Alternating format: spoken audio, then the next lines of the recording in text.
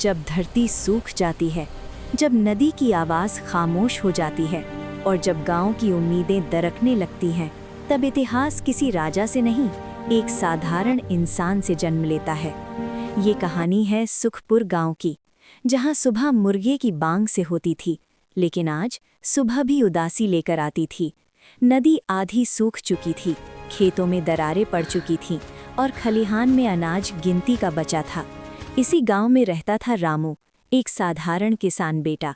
न उसके पास दौलत थी, न ही ताकत। उसके पास था तो बस मेहनत करने का हौसला और हार न मानने का जज्बा।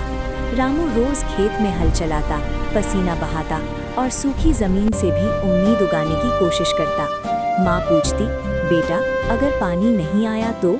रामू मुस्कुरा देता, क्योंकि माँ के सामने डर दिखाने की उसे इजाज़त नहीं थी। मंगलवार का हाट बाजार लगा, भीड़ थी, रंग थे, लेकिन चेहरों पर चिंता साफ थी। कोई गांव छोड़ने की बात कर रहा था तो कोई शहर जाने का सपना देख रहा था।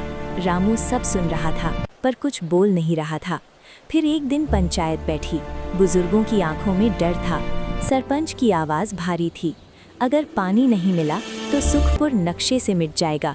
तभी किसी ने कहा, जंगल के पहाड़ों में एक झरना है, लेकिन वहां जाना आसान नहीं।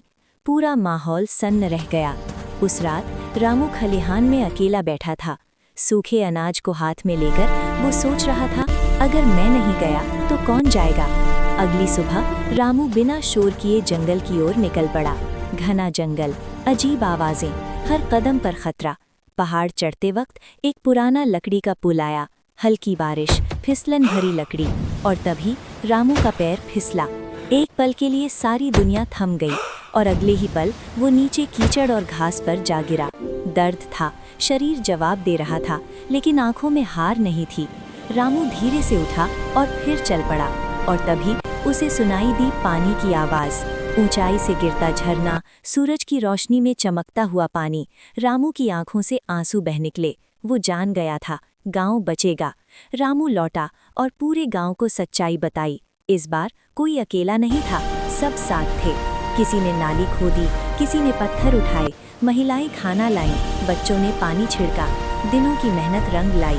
झरने का पानी खेतों तक पहुंचा, सूखी जमीन हरी हो गई, नदी फिर से गाने लगी, खलिहान भर गए, हाट बाजार फिर से हंसने लगा और सुखपुर फिर से जी उठा।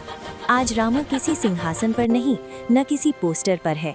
वो बच्चों के साथ नदी किनारे बैठा है, क्योंकि असली हीरो वही होता है जो अपनी माटी को बचा ले।